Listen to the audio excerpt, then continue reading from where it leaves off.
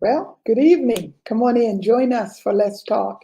Listen, hit the share button, invite someone in, share this evening's topic. It's a very, very touchy subject, and you're going to want to listen intensely on what's being said. Listen, this has been something on my heart. Any of you that have known me, I've been dealing with deliverance, healing, mental health, emotional problems for years, over 30 years. I've been working with many people battling hurts, so many different things. And tonight we want to touch on it. We want to talk. We won't be able to cover all of it, but we're going to touch on some of it. Over the years, not only have I advocated for those struggling with mental health issues and emotional issues, but I've also sought counsel to be able to help others walk through many of the things that they face in life. I personally have walked through patches and have reached so many areas in my life where I've had to walk through deliverance, walk through healing myself. Mental health is an umbrella word that encompasses a broad topic. When you look at mental illness, you look at anxiety disorders, demonic oppression, fear. Many times we're not sure if what we're dealing with is something clinical, something spiritual, something generational, and just some emotional things. It's so much to cover, but in general, mental health has to do with a person's condition with regards to their psychological and emotional well being. It affects how we think, how we feel, and how we act. It helps determine how we handle stress and how we relate to others and make choices. Mental health has always been a public health crisis, but there has been a significant spike since 2020 with the effects of the worldwide pandemic. Emergency rooms have reported increase of girls ages 12 to 17 wanting to harm themselves. Cutting is on the rise. Many young people are cutting themselves. Many have suicidal thoughts. Many are feeling bullied and many are hurting emotionally. Suicidal thoughts attempts have increased 50% in girls, but only 4% in boys. Listen, one of the oldest time things we can ever think about is every one of us have suffered something emotional. And sometimes in the church, in the beginning, everything was demonic. It was always a demon. It's as a demon. She's demon possessed. And that wasn't true. Just as though everything was not demon possessed, everything is not clinical. We can't medicate everyone. We can't keep giving kids medicine. We can't giving them pills. Sometimes it's spiritual. Sometimes it's generational. The Bible says this, to be anxious for nothing. He knows we get anxiety, but there's an anxiety disorder where it goes way past just being anxious, but then it goes into a whole nother realm. So he says that to us. And there's times we have to be okay with needing additional support. We need resources to help us get the victory in areas of our life. Calling on our faith, asking for help. Many times people suffer in silence and they do not ask for help. Sometimes they are embarrassed to say that I'm depressed. They are embarrassed to say I feel oppressed. They're embarrassed to say I'm battling with something. Over the years, I've battled with many people who can't sleep. In their sleep, they feel like someone is attacking them. I have a battle with mental anxieties where they're just so fearful they can't drive their car, they don't get on the parkway, they don't get on a plane. Fear grips them to the place that they freeze. I know even of someone driving on the parkway one time, and when the 18-wheeler came next to her, she stopped. Fear and anxiety. Many people suffer in silence.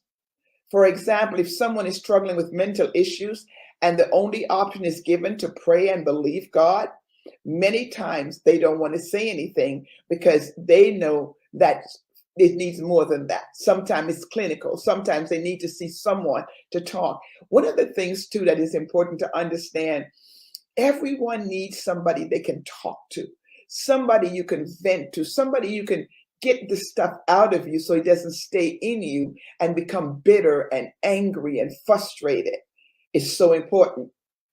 What do they do when they have all of these feelings of inadequacy?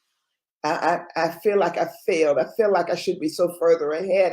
I'm just emotionally down. I can't get out the bed.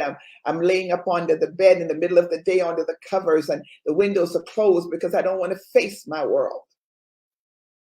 Far too often, when questions and feelings are expressed out loud, they are met with shame and reprimand. Get over it. Let it go. Why are you still holding on? Like if you could, you wouldn't. They may be told they lack faith.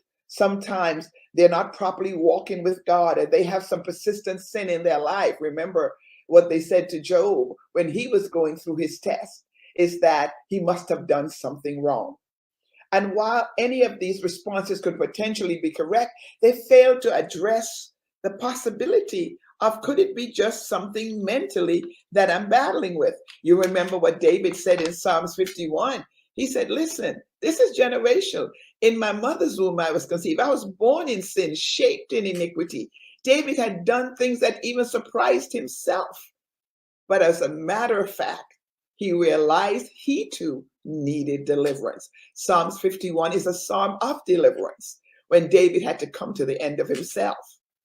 1 of 3 women worldwide experience physical or sexual abuse, mostly by intimate partner. Since the outbreak of COVID, there has been 75% increase in online searches for domestic violence, and 41% increase in violence towards women, and only 14% in violence towards men since the pandemic. The World Health Organization reported in 2020 that the worldwide, just a little more than 2% of the health budget of the government is now being spent on mental health. The problem is not just the United States, but a global pandemic when it's coming to emotional disorder. We have to recognize, and the church has to be able to work with the faith aspect, the spiritual aspect of it, but we should be open to work in also the clinical aspect. Is something imbalanced in the body? Do they need someone to talk to?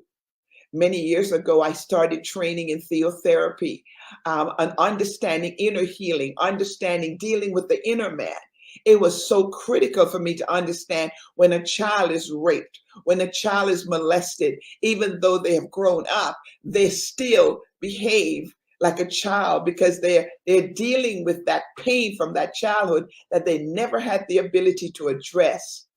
Abandonment issues that cause them to not trust anymore. All of these are emotional issues, not necessarily mental issues or need to see a psychiatrist, but sometimes a counselor, a therapist is needed. Historically, when the church talks about mental health, we always seem to demonize it. Oh, they got the devil. If someone starts screaming in church, they got the devil. It could be an imbalance in their body. They could have forgot to take their medication, whatever it is. It's not always demonized, as also it's not always clinical. That's why it's so important for the church and the professionals in the clinical aspect of it should work together. One of the oldest times in the church, I would hear people say, oh, there she is. She's demon possessed. Sometimes it was true and sometimes it was not. Sometimes that person just needed a therapist. They just needed someone to talk to. They had come to the end of a place where they had carried things over and over for years, never being able, because we were told, keep it in the house. Don't tell nobody our business. Don't share what you're going through. We just heard on the news a few days ago, a lady who's a Christian singer was killed by her husband. Had been in an abusive relationship for years. Her family knew, but nobody could ever get her to leave. What wound up happening? She died prematurely. You see, so many times people don't have anyone to talk to. They're afraid to talk to anyone because we're not always good at seeing someone's hurts and disappointment. We always want to see strength. We like to see strength. We want you to be strong. That's why we say, get over it, man. Deal with it and stop talking about it. But I've learned to share and let it go to the right people so it doesn't hurt me on the inside. Calling on your faith and holding fast to it is important, but you also have to remember, do not suffer in silence. Abuse, anxiety, stress, suicidal thoughts. The church must prepare properly to address these issues, whether it's clinical or is it spiritual. For example, we have to understand, even in marriages and in relationships, many times people are going through something, but they're afraid to tell anyone about it. I believe wholeheartedly in the power of prayer. Anyone that knows me know I pray about everything. I also have worked in deliverance for over 30 years. Deliverance is real. You can't heal a demon. You cannot heal a demon. A demon has to be cast out. You've got to see that. A spirit of infirmity. You have to know the difference. I remember one time I was in a hospital. I went to see someone battling cancer. And I was standing in the hospital and I heard God say, it's a demonic stronghold. He said, cast out that spirit of infirmity. And when I said, the gentleman just gushed out this green stuff out of his mouth and sat up in the bed. That cancer came up out of his belly. And he's alive today because God gave us clear discernment on what we were battling with. In a few weeks, we have theotherapy coming back to Jubilee, something I studied for years, dealing with inner healing. And so we're going to come back and begin to address those issues after the pandemic. In the first of the year, the Lord said to me, you need to bring theotherapy back to the church. There's going to be a lot of need for it in the days to come. And we're seeing it today. A lot of people are addressing mental issue, but they're not really qualified or prepared to deal with mental issues.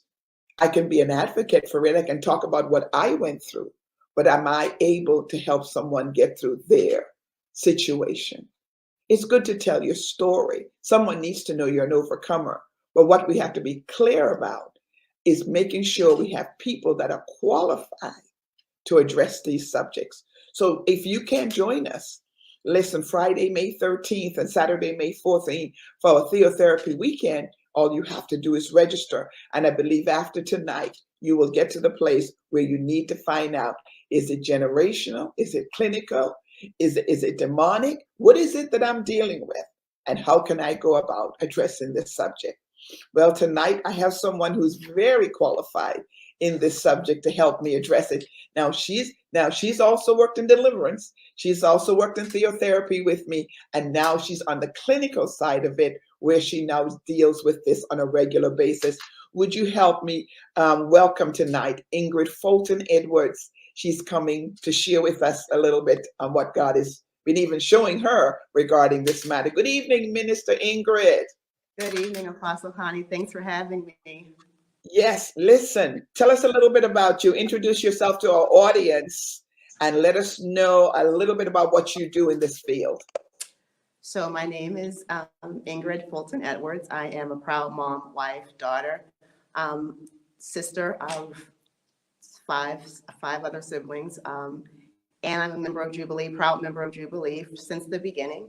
I'm excited about this topic today. A lot of what I do, I spent many years, over 20 plus years, working in the field of children and youth, working with children, youth, their families, and also young adults around issues of mental health, mental wellness, just self-acceptance, belief, confidence, things like that. Not really delving too much on the clinical side, but just being a presence for young people. Currently, I still operate a private practice that I keep for young people because that's truly a passion work. It's truly a heart work. So I have a passion for kids, young adults, parents, families, anybody who touches the life of a child. I believe that that's a burden that God has given to me that I can't do away with. So I keep my private practice for that reason. Currently, I work for a large health organization here in the tri-state area, and I supervise an amazing team of about 13 adult therapists who provide mental health services, behavioral health services to adults, again, throughout the tri-state area. So that's what I do. And my secular job, I also believe, is part of what God has called me to do, to be able to bring healing, to bring deliverance. I see part of my job as a Christian in this field, whether I'm doing Christian counseling or secular counseling, I see part of my role in ministry to lead people to the truth. That means to lead people to Christ, and God does the rest. And so part of my job is whatever skills are required clinically, and it's exactly what you said. You said a whole lot of truth in the beginning, and it's exactly what you said. Sometimes it's clinical, sometimes it's just being that ear for somebody to dump because they can't share with family, can't share with friends. If you've never experienced anxiety, you don't know what an anxiety attack is like. If you've never experienced depression, you don't know what it feels like to literally not be able to get out of bed. If you've never been in a situation of domestic violence, it's easy to say leave. But what we don't understand is in a situation of domestic violence, that time that that woman decides to leave is the most dangerous time throughout the whole relationship, no matter what would have happened before. So oftentimes it is that piece of just do it, just be strong. And so many times, not just women in general, not only women in general, but women of color in particular, we're told to be strong. You can handle it, you can do it. And we don't necessarily give voice to what's really going on the inside. So that's a little bit, I guess, about me, what I do and why I do what I do and why I believe in it. Ingrid, I just need you to speak up a little bit. We're having a hard time hearing you. So just need you to kind of speak up just a little bit. Give me a better definition on mental health. Help me understand exactly what when you say, because, I'm going to come from the deliverance aspect, and that's my strength. I need you to help me understand what it is about mental health and help me understand it a little better when you talk about mental health. So when we talk about mental health, again, it's a lot of what you talked about in the beginning. It's a state of being, psychologically as well as emotional well-being. Things that help support our mental health are things like proper sleep, proper diet, proper exercise, being surrounded by positive people, positive influences, self-care.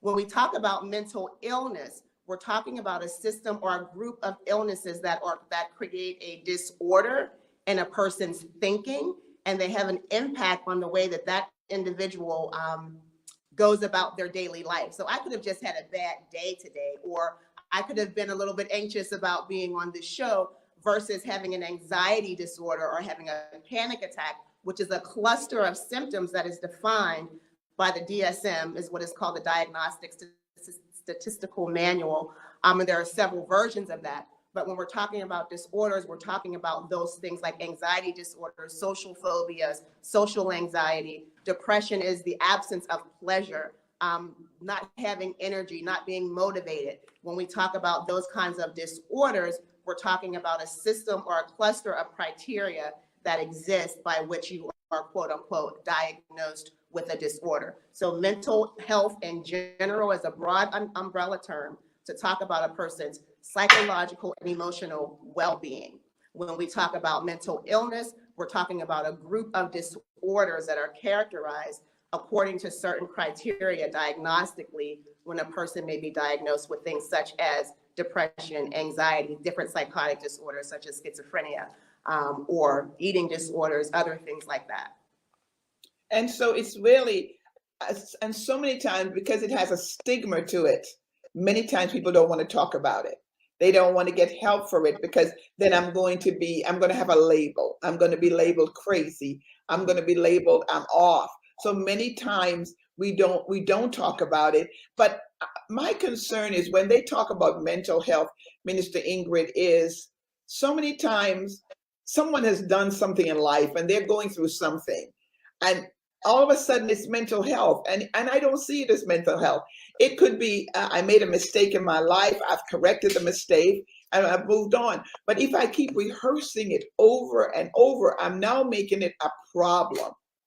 Is that really mental health, or is that just me needing to sit down with a therapist and continue my healing, Yeah, absolutely. I would say, as you described it, it's absolutely mental health in general, where you need to sit down with somebody and accept the truth of the mistake that you made. It was a bad decision. It was one or the other thing. And sometimes that's just life. Life just happens. And when we hit rough places, it doesn't mean we have a mental illness. It means that we hit a rough place. And we need to sit with somebody, whether that's a counselor, whether that's a good friend that you can trust to hold your secret, whether that's in prayer, in your prayer time, and say, God, listen, I did this. I admit this, and I'm struggling with this, and I'm stuck with this. And how do I get beyond this? And God will send people to you. Just like if you have a physical ailment, He'll send you to a specialist. He'll send you to a doctor. He'll send you to that friend that will encourage you to have that surgery or to go and see about this or go with you to a mammogram. God will lead you where you need to be.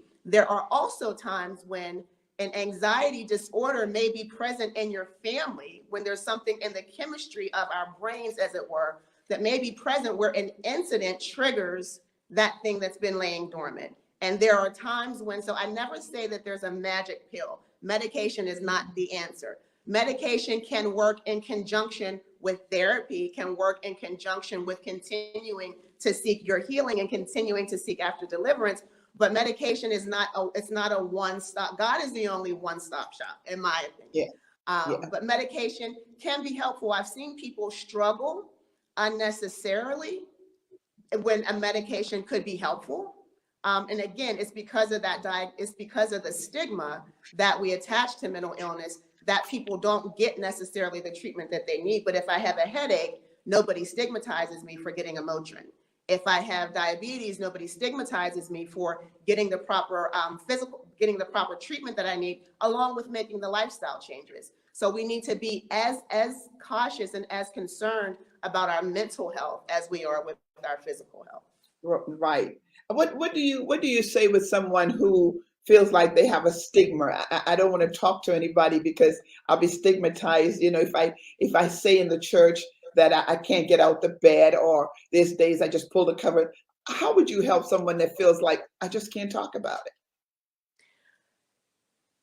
So the first thing I think to do, if a person comes to me with that, the first thing I honestly begin to do is begin to pray. And I ask God to show me what I'm dealing with, to help me understand what I'm dealing with. So if I'm in my work setting and I'm in an office place, I pray, I ask God to help me. And I literally just sit with that person and understand. A lot of times, because of the stigma, we're afraid to even voice that maybe I need help. Or some people will say, I don't really know why I'm here. I don't want medication. I don't need this. I don't need that. Okay, well, let's just talk about why what brought you in today, and giving people permission to connect to their feelings, right? And not being so stigmatizing about the way that we feel. The feeling is the feeling. It's not the fact, but it's the feeling of where you are in that moment. And when we tell people that it's not okay to feel, essentially we're telling people it's not okay to be who you are. Yeah. And today, right now, maybe I feel down. I won't feel down forever. Ever. And that's the problem that we have. Sometimes we mistake, our feelings for facts. And they're two different things. Feelings are temporary, and our feelings are often filtered through the lens of our lived experience. So whatever my experiences have taught me in life, like we talked about those generational things, how did I learn to deal with anger? What did I learn in terms of standards for how men should treat me, for how I should respond around men? What were some of those things I learned growing up?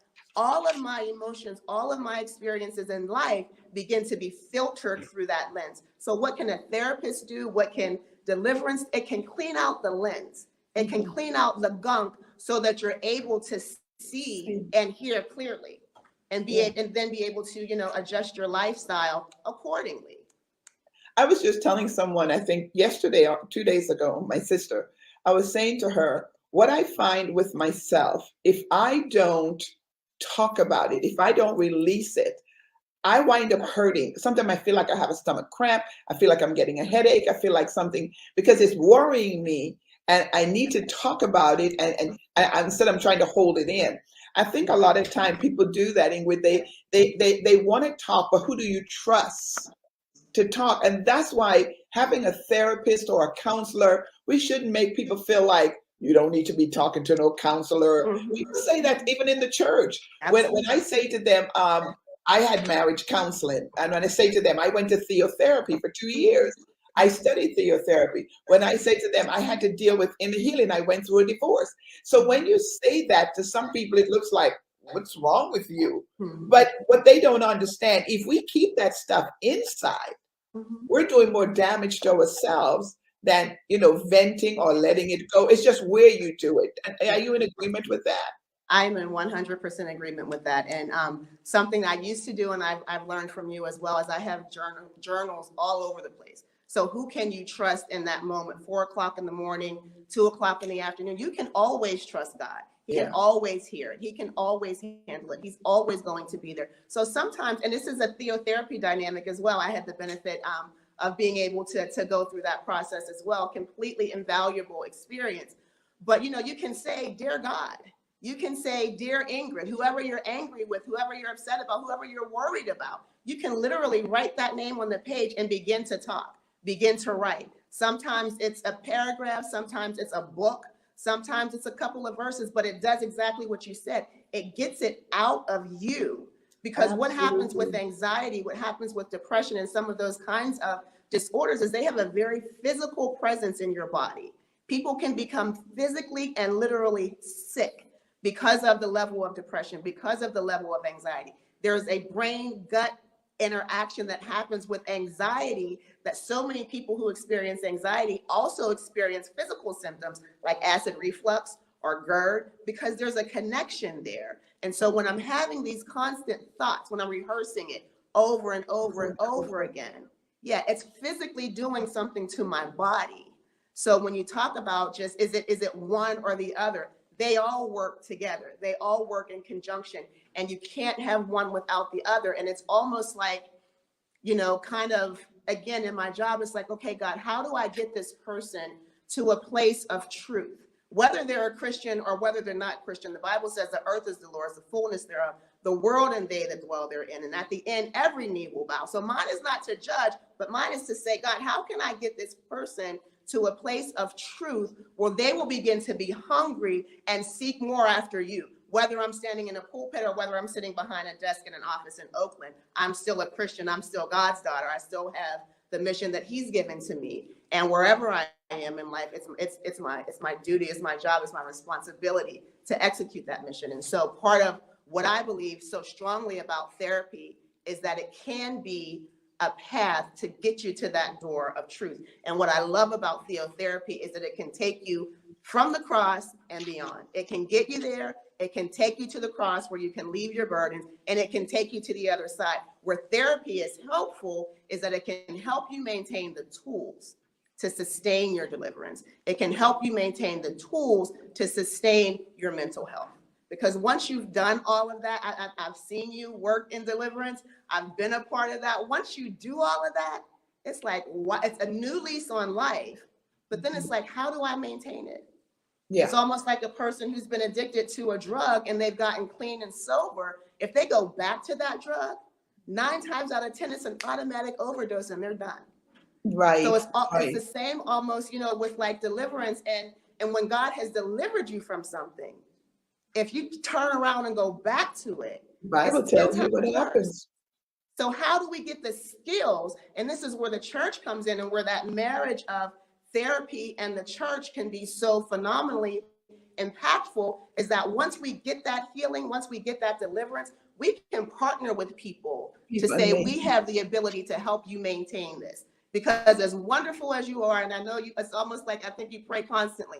I know you need rest too. So at 4 o'clock in the morning, when somebody is going through, we shouldn't be reaching for our phone to call Apostle Connie. We shouldn't be waiting to get on the prayer line. Those things are helpful, but we need to know how to do this for ourselves. And we can't become, God didn't place you in our lives to become dependent on you. He placed you in our lives to be a bridge, to be a gateway to the cross, to the truth, so that He can deliver, He can set free. And then again, where that marriage comes perfectly is that we can then help people get rid of the stigma and maintain the tools to sustain the work that's been done.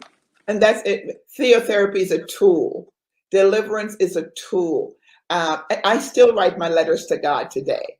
I still tell people, instead of venting on someone, you get a paper and you write, "Dear God," and you put all those emotions regarding what you're going through on that paper. You'll be surprised when you get to the end of it, the tears that start flowing, the cleansing that takes place, because instead of me venting, and that needs to happen. You have a daughter and a mother that is not getting along. She's come to that age where she feels she can say anything. We need to begin to put tools in her hand and say, "Listen, you can't talk to mom like that because you're going to get knocked out. What you need to do is get a pen and a paper and you tell God everything that frustrates you. Or what I did to my children, like we learn in therapy, Yeah. I say, get a picture, put it Mhm. on a pillow, and get a plastic bat and go to town. Yes. Let it go. Let it Yeah. go. Don't go to school and bully nobody. Don't go to school. Come home and put that thing in your Yeah. room. Put it on a pillow, let it out. I Yeah. think a lot of times, Minister Ingrid, people don't have the tools. Yes. So I when agree. they don't have the tools they need to handle what's going on in their life, they internalize it. Mhm. They can't get out the bed, because the Bible said to be anxious for nothing. So God knows we're going to have anxiety, but that anxiety and anxiety disorder is Yeah. not the same thing. Right. When you see anxiety disorder, Ingrid, compared to what the Bible says to be anxious for nothing, what are we looking at? There's a big difference. There is a difference, and I think part of it is, number one, is again just accepting the truth that this is something that I'm wrestling with. God, this anxiety in me, it's impacting my life. It's impacting my functioning. I have my heart beats out of my chest. I feel like I'm going to explode. God, Wow. this is not of you. You are not the author of confusion. The Bible says you didn't give me the spirit of fear, but power, love, and a sound mind. So part of that sound mind is having the ability to implement and exercise and utilize the tools, right? And so a lot of times what we do is we tell people, again, not to feel. Like you just said, God knows that we experience anxiety. He knows that we experience depression and oppression. He gives us tools to deal with it, right? So he says, "I give you for the spirit of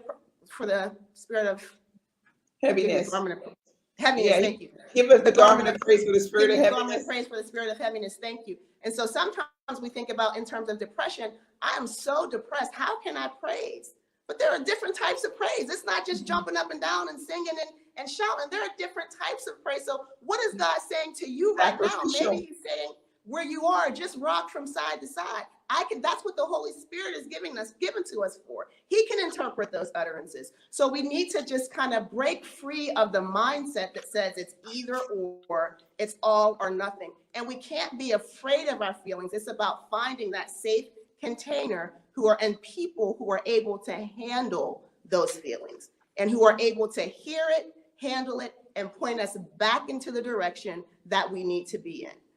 And so I think, like, again, when we talk about just the anxiety, it's about being real. And we need to understand that God can handle our realness. He sure can. And it's almost like, it's, as much as we're afraid to share with people, we're also afraid to share with God.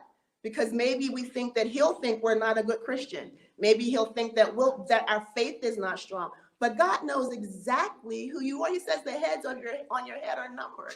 He knows exactly who you are. He knows your strengths. He knows your weaknesses. He knows those things you struggle with, and he still loves us. He still chooses us. He's still making intercession for us. So God he's really God. He's really Yeah. that powerful, and he really can handle it. And I think the more we give people permission to feel, and again, help people understand what to do with those feelings. It's not the feelings that are wrong. It's how we act on those feelings. It's what we Yeah. do with those feelings that cause the issues and that cause the problems in our lives. Because we're good at saying get over it. Get over Yeah. it. Like if I could, I wouldn't. When you're trying to explain to someone right now, I just need a minute. I'm a little bit emotional. It doesn't mean I'm not going to get out the bed. It Yeah. just means right now, Yeah. if I don't talk about this, if I don't address this, I may go off on you. So let me just step aside. And I love to say that, Ingrid, I do. I like to say, it's not that I don't want to talk right now, but let me process it. Mhm. And then when I talk about it, I'm talking about it from strength and not from weakness.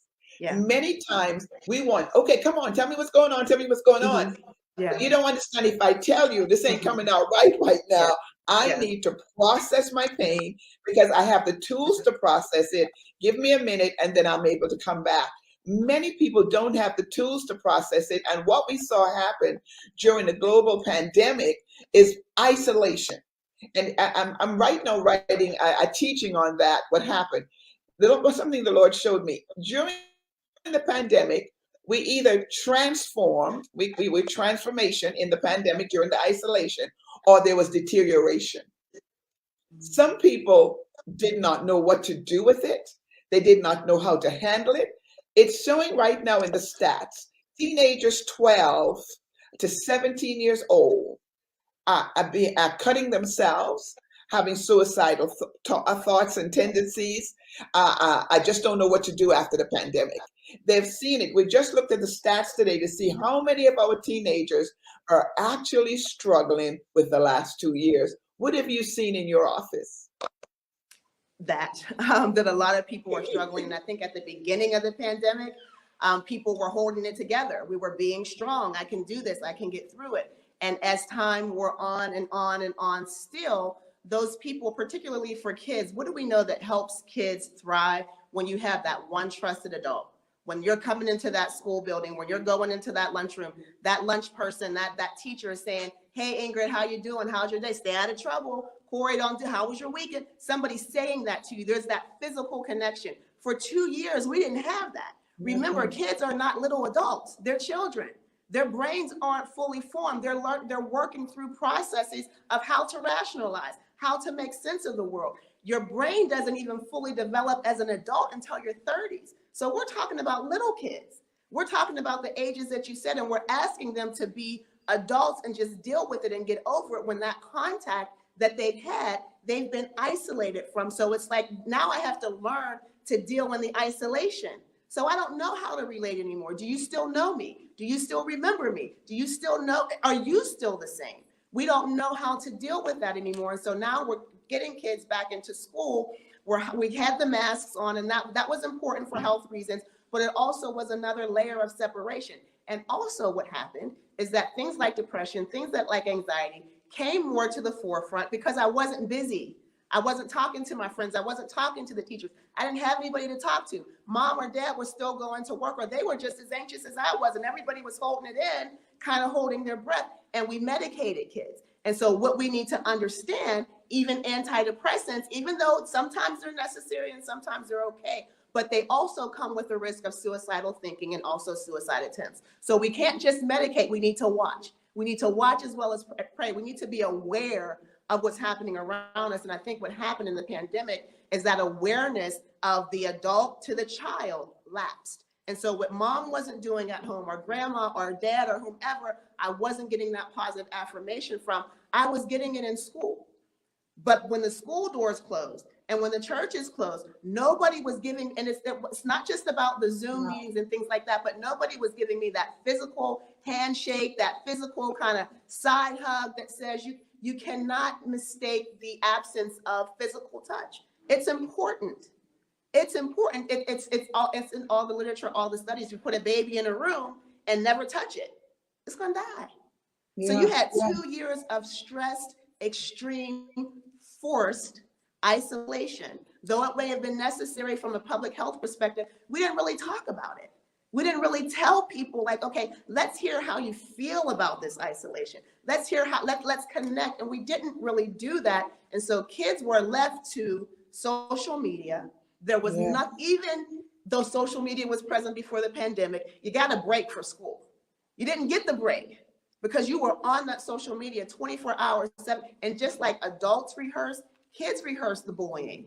They rehearse the negative words that kids said. They rehearse what's up on screen chat, on Snapchat. They rehearse what we're watching in all of these reality TV shows, people living their life out loud and thinking that we've become so desensitized to violence. Can you imagine what it takes for a person to take another person's life? Mm-hmm. That's the amount of desensitization that requires is almost unfathomable to me. So when we have that level of desensitization to violence, where we are taking people out left and right. Don't even blink. And we so don't even blink. Exactly, where are the people, where are the youth workers, where are the YWCA people that were in isolation, just like these kids are coming out in force? We need to come out in force and say, we haven't gone anywhere.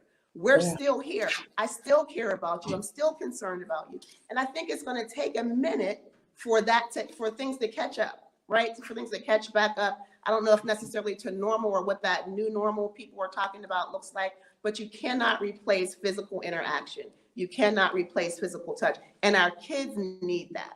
They need somebody to say, you know, Ingrid, it's going to be okay. You can do it. So if I've sat for 2 years and rehearsed this bullying and I come back and you're still doing the same stuff, and in these 2 years, I've learned some of the wrong tools of how to handle myself, yeah, I'm coming back. And I'm Yeah, coming and back to somebody better just stuff. asked about that. How do we get the tools? Well, that's why we do the classes. That's why we do theotherapy. That's where we give you the tools, because journaling is a tool, prayer is a tool, understanding therapy is a tool, having someone to talk to, getting counseling. Learning all of these things are important in this time. It's not just one thing that's going to make it right. It all, like you said, it's a series of things that gets a young man or a young woman to a place where I can shoot someone and don't blink because I have rehearsed it, I have dealt with stuff, and now I've hardened my heart. And if you study Psalms 51, you see when David said, talks about God creating me a clean heart, because he realized when he killed a man, what brought him to that place. And where we have a generation, I was just saying to one of the other pastors in a meeting the other day, one of the things that us as leaders have to do is sit with our mayor of the city and say, we've got to have counseling centers. We need places now where not where we're going to send them into a psychiatric ward, medicate them, but where can they go to talk? Where can they, what happened to the Boys and Girls Club? Where is the why? Where they are not just coming to play ball, but where they can come and talk and deal with the issues that they're having. What should parents look for with their children when they see them before they're cutting themselves, before they have to actually take them into a cycle? What should parents look for? So the first thing that I want to say, and I don't know what this will sound like, but I'm going to say it anyway. You got to know your child. You got to know their habits. You have to know their behaviors. You have to know what happiness looks like. You have to know what sadness looks like. And when you see something that's off, sometimes, so in my generation, I guess I hear a lot about, in the church, we talk about a grandmother's prayer or a mother's prayer, and all of those things. And I almost feel like this new generation, we're still riding on those prayers of grandmothers. We're still riding on those prayers.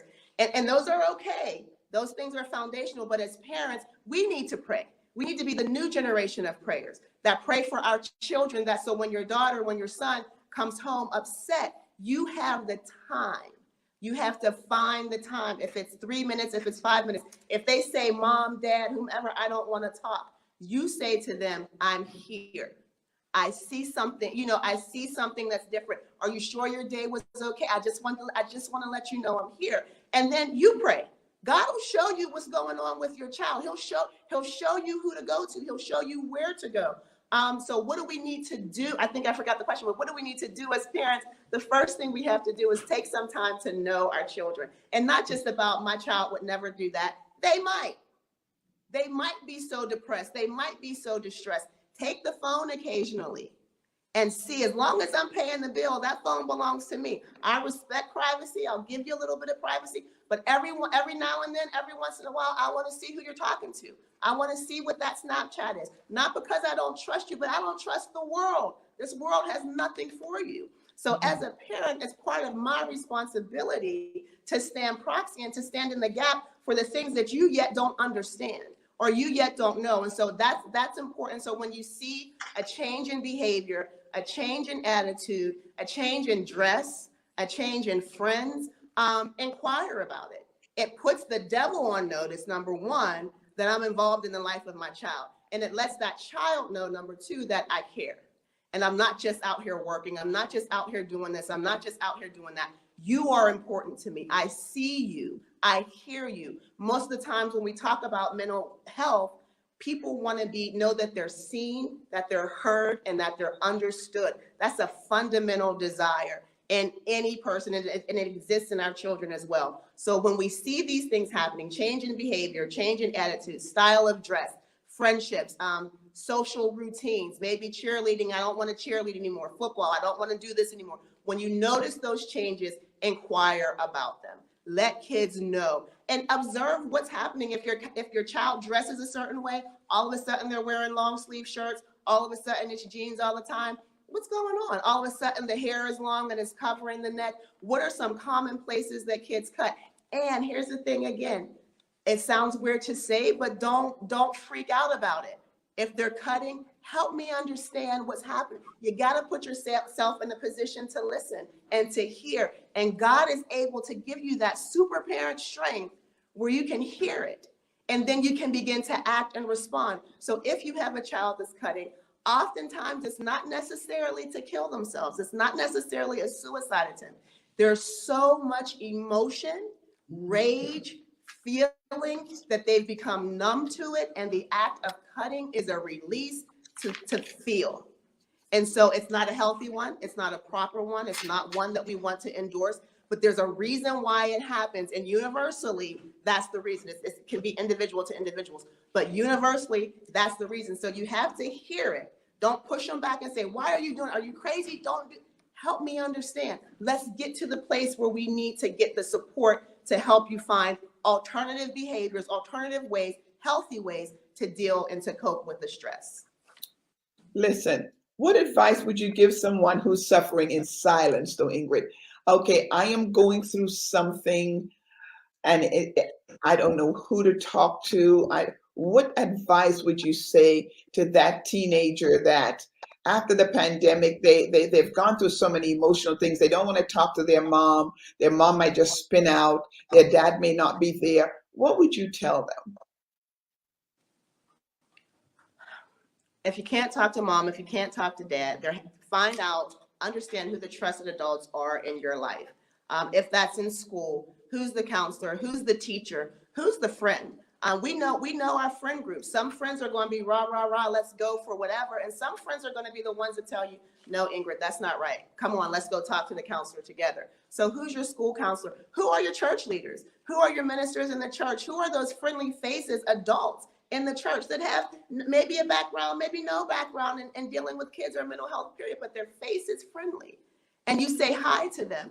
Or you say, can I talk to you? But in school buildings, who's your counselor? Who's your teacher? Who's that friend? And most kids will know who that friend is, that if I tell this friend this, they're going to help me get to the support that I need. In your church buildings, in your neighborhoods, who are those trusted adults? We call them trusted adults. Who are those folks that you can go to and say, if I tell this to my mom, that she might spin out, but I need to be able to deal with this. Can you help me deal with this? So for kids, I would say you gotta take that step. You gotta trust, and you will find the person that will take your hand and lead you. I can't say that you won't tell your story more than once, but I can guarantee you that God will send you somebody that will take your hand and that will lead you to the next step, so that you don't have to be in this place of isolation again.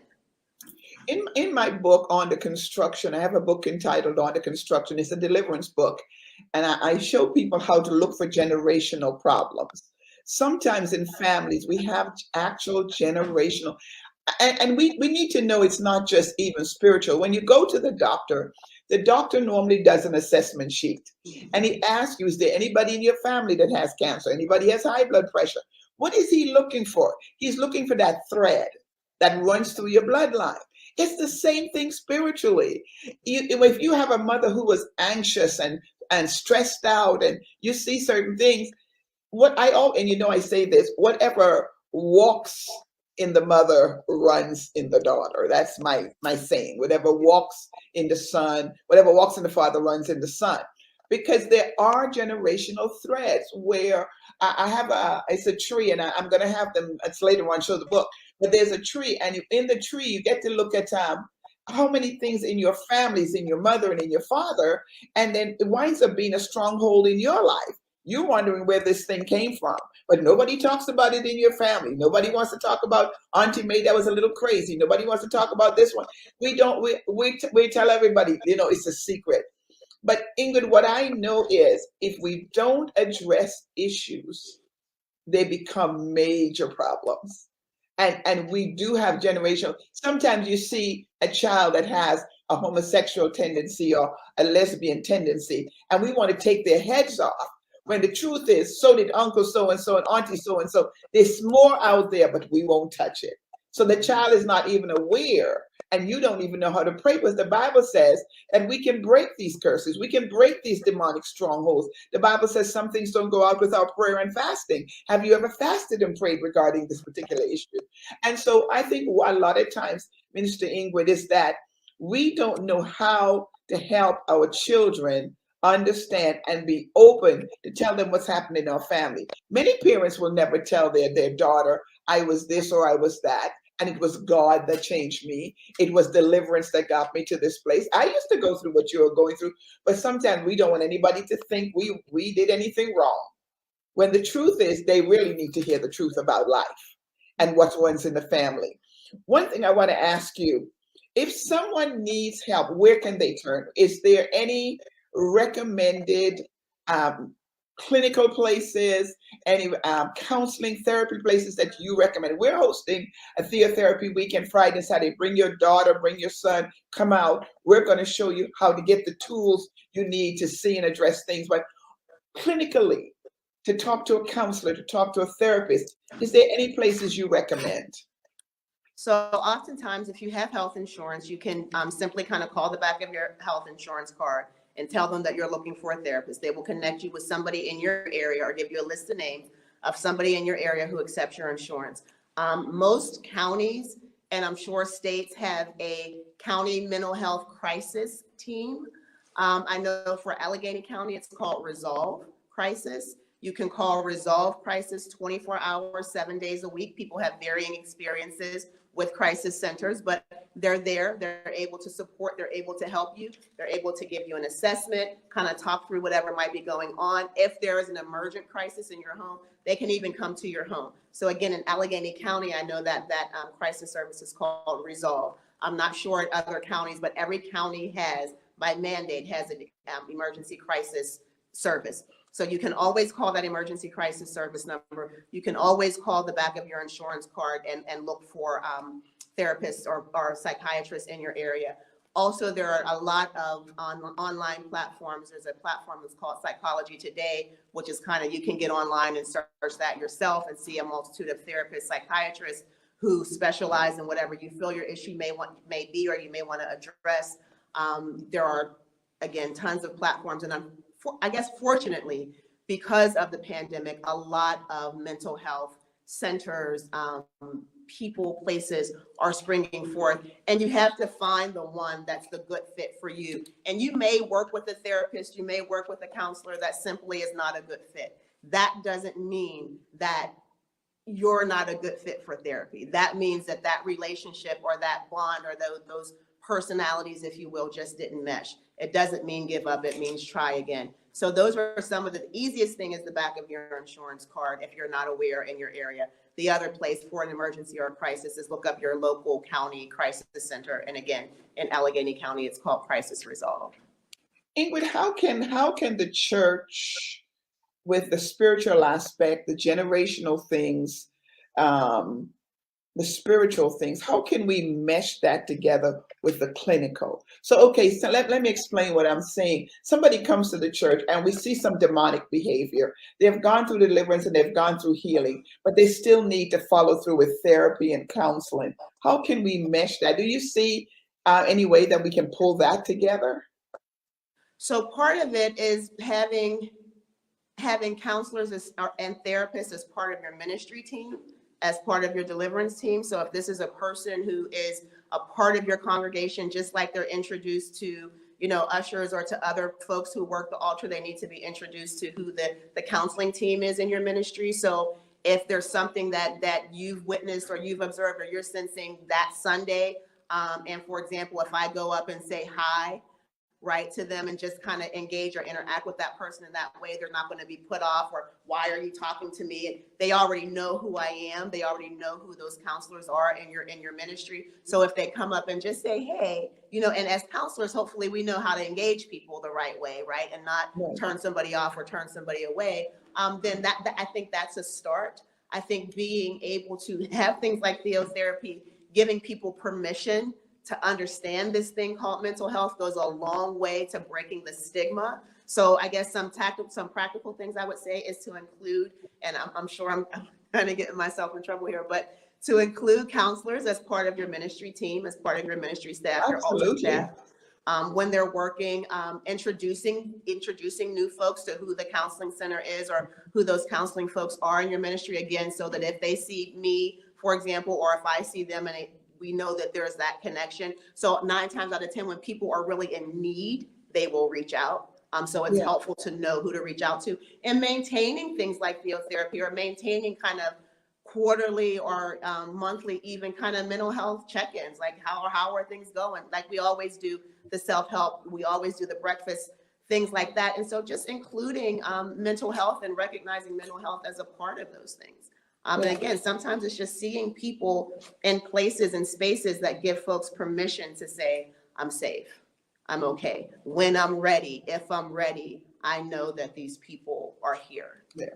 Ingrid, before we go, I know we're getting ready to go, but one of the things I want to address is that when a young lady is abused or a young man is abused as a child, and they want to talk about it, but for some reason they don't trust anyone to talk about it, and they're seeing different behaviors acted out, and things like that. I just remember just about maybe 2 weeks ago, a young lady said to me, she said, my uncle keeps hitting me, patting me on my butt, and I don't like it.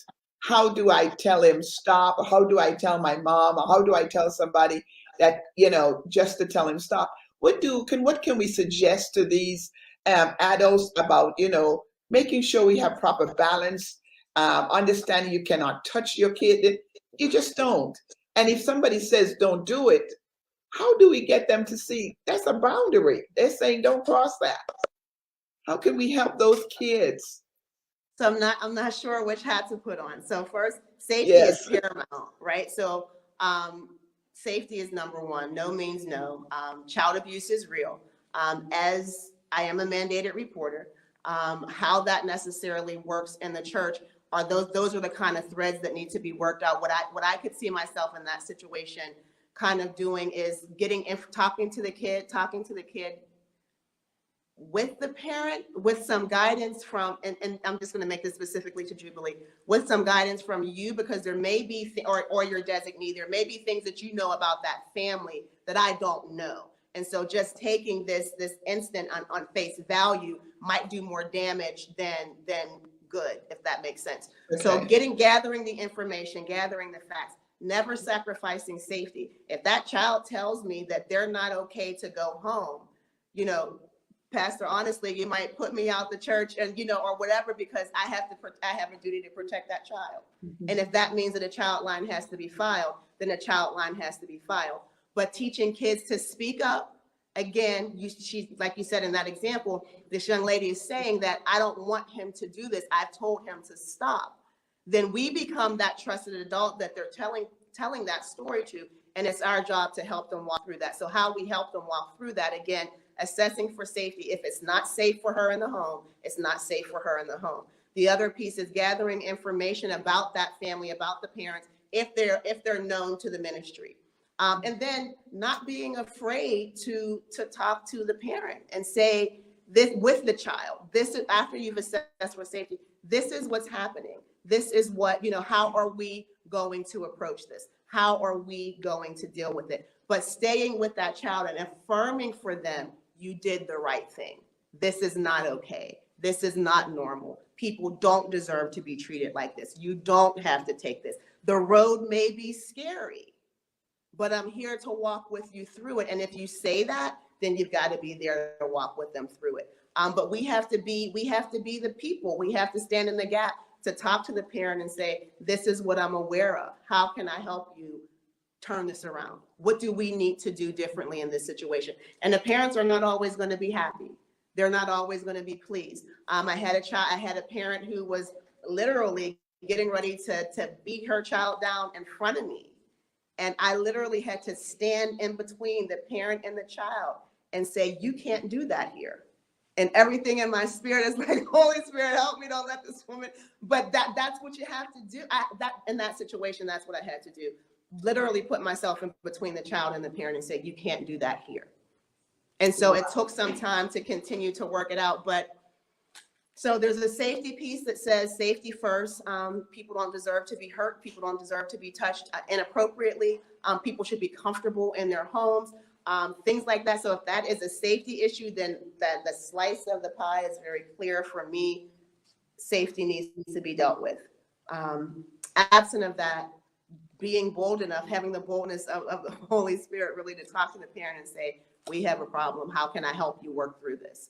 And meaning that sincerely, and meaning sincerely to work with the parent to help them through whatever might be going on.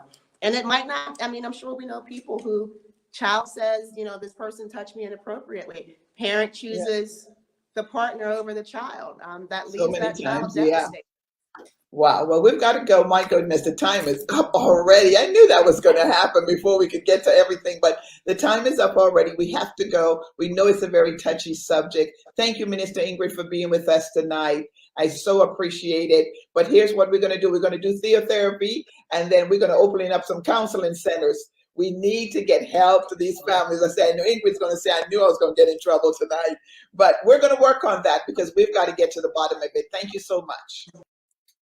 Well, thank you. It's such a vast topic to cover: mental illness, deliverance, healing, inner healing. But listen, we have theotherapy coming up. They're going to put the flyer up for you.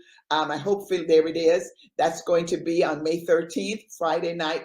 Come from inner healing. God heals. We're going to address inner healing. We're going to address the fact that if I was abused as a child, where's that pain? If I'm in a marital situation and I'm constantly being hurt, if I've come out of a divorce, where did I put the scars of the divorce? Where's the generational curses? We're going to help you this weekend. Find those areas, address them, and leave them there. And then give you tools to go back home and deal with it. Understand, I have tools now. I know how to address this. That's important. And the next thing, I do have a book. We're going to have some here that weekend, and it's entitled On the Construction, and it will show you the different tools that you need in order to get deliverance. It's to show you how to look into your family for generational things. It's a critical book to have in your hand, because it will actually show you what's in your mother, what's in your father, now what is running in you and in your children. It becomes a stronghold. Just like when you go to the doctor and the doctor says, is there diabetes in your family? Is there high blood pressure in you? He's looking for a thread. And it's the same way with spiritual and mental and emotional things. We're looking for that thread to begin to break the generational curse, break the generational demonic strongholds in your family, so you can have a productive and healthy life emotionally. So you don't live all of your life in just emotional, everything can't function, but then you'll have the strength to live the way God wants you to live. Thank you so